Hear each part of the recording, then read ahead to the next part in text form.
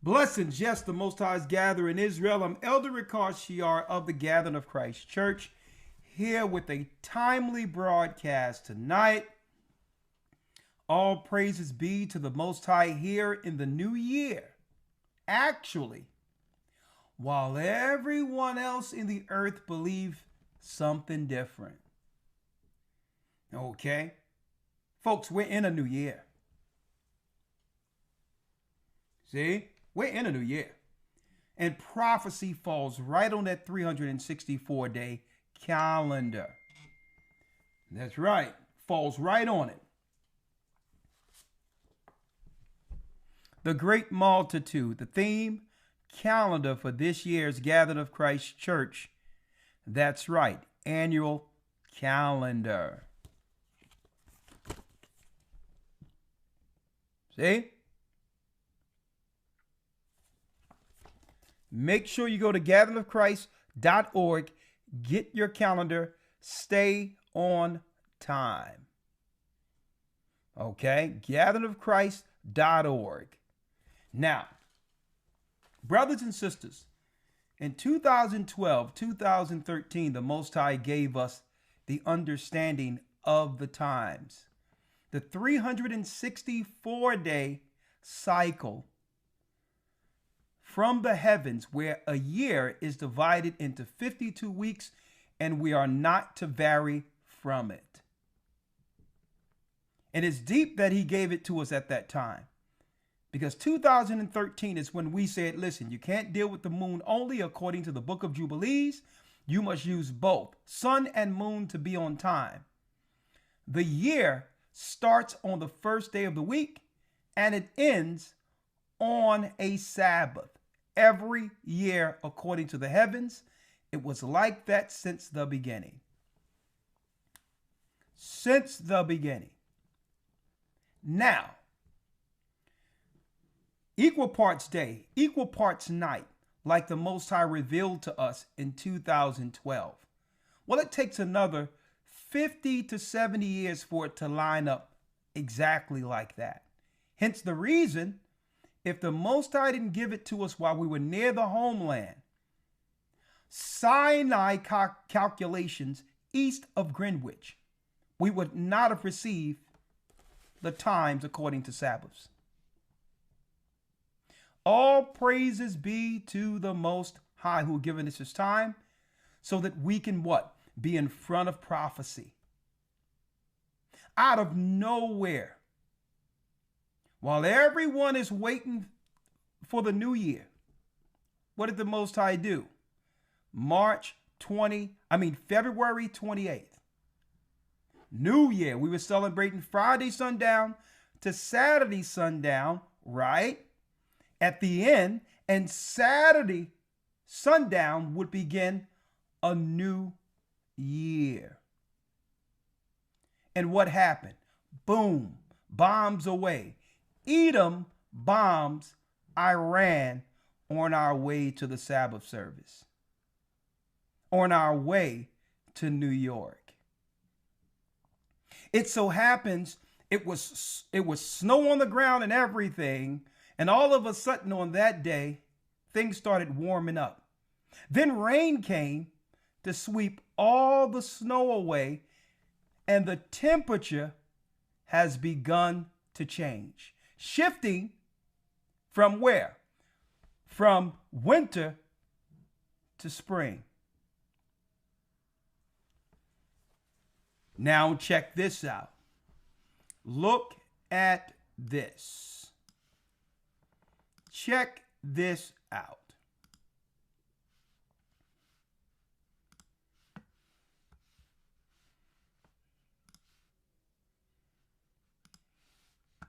If you want to know what's going on in the earth, be here tonight.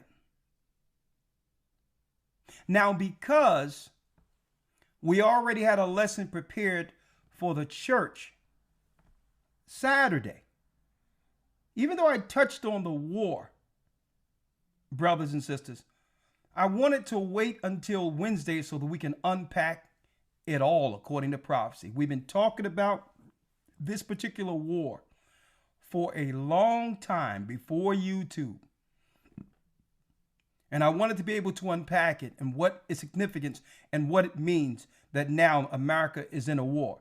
What did I say a few years ago during COVID? I'm going to keep my eye on 2026. Go back. I told you all. That will be the pivotal moment that will give those who truly believe an opportunity to get themselves right before it all goes down. And I know a lot of people out there saying, well, hold up, Elder. There's a lot of talking. There's a lot of this. There's a lot of that. Brothers and sisters, I'm not worried about any of it. It's prophecy. Understand, Christ is separating the wheat from the tare. We're just servants. We're just servants. The Most High's mouthpiece in the earth, warning the people before the time. And even when Christ was in the earth, he's the Son of the Most High. Look at this. February 28th. February 28th brought in the new year. And what happened on February 28th? At the time when kings go forth from 2 Samuel, at the time when kings go forth to battle, the return of spring was the usual time of commencing military operations. You can't make that up. Tell me the most I haven't been working with this church when it comes to time and prophecy and warning the people. At the time when the kings go forth to battle, the return of spring was the usual time of commencing military operations. This expedition took place the year following the war against the Syrians, and it was entered upon because the disaster of a former campaign having fallen chiefly upon the Syrian. Now, even the Romans understood this, that something goes on with spring in relation to war. It's called the Ides of March. And then now we go here to where the Iranians were struck out of nowhere. Even though the American citizens was against the war, over 75% was against the war of citizens, if you would have polled the citizens. But they went to war anyway. Why? Well, you'll find out today. Mahmoud Ahmadinejad, they claim, was killed in all of this. Right? Now, this is the report, but I don't know whether or not the Iranians are saying this so that he can operate under the veil of being dead so that they don't look for him. Or they may have done exactly what's being advertised. But nonetheless, check this out. We're going to talk about it tonight. Tonight, the Most High is doing a shaking. What prophecy are we currently under? The prophecy that the Most High have given us to understand before there was a YouTube. You're going to hear it tonight and what that means for all of us. Again, the shaking is happening all through the earth on every level. This is spiritual. Christ is separating in the earth. Folks, we're coming to the end. Listen to me clearly. We're coming to the end of being able to teach the Bible publicly.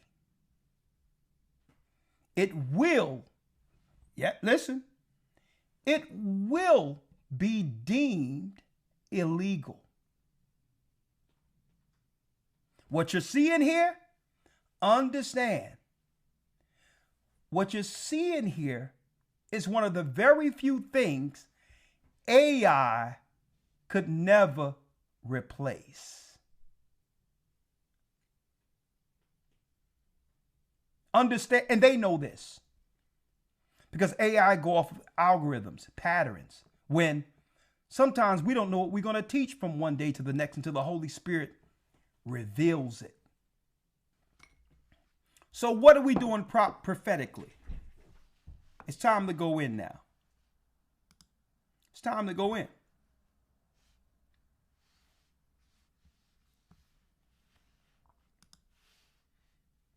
I keep emphasizing, I've emphasized over and over the times we're in.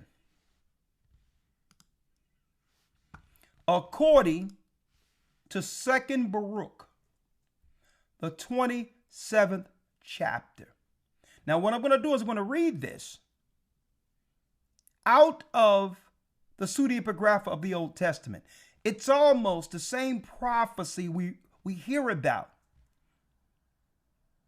through Christ when he says wars, rumors of wars, betrayal. Well, the Most High showed all this to Baruch some 500 years before Christ was born almost.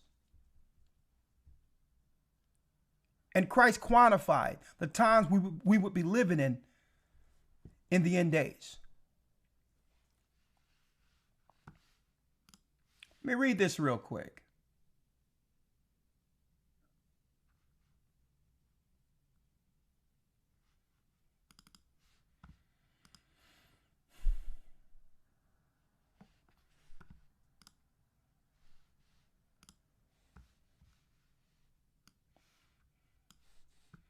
Second Baruch, the 27th chapter. I'll read it. And he answered and said unto me, into 12 parts is that time divided, and each one of them is reserved for that which is appointed for it. In the first part there shall be the beginning of commotions. So before Christ comes back, you're going to hear about commotions, just things, just unnecessary stuff. Commotions. Not even realizing that the commotions are distractions. That doesn't move the needle at all. It just have our heart someplace it doesn't need to be. In a time in which we should be focused on the prophecies. Commotions. Second part, slayings of the great ones. A spirit that would be put out there to harm those who are actually leading and doing the Most High's work. They'll be putting out spirits that would lead people to want to kill the teachers.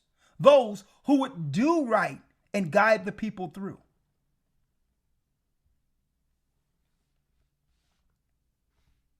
And in the third, the fall of many by death.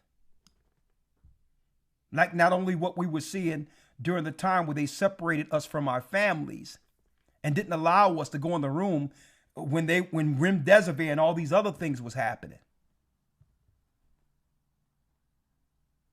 Where the news was actually reporting the number of deaths. But then here's death through war. And the fallout for the people who took certain stuff and are only waiting to die before that stuff kicks in.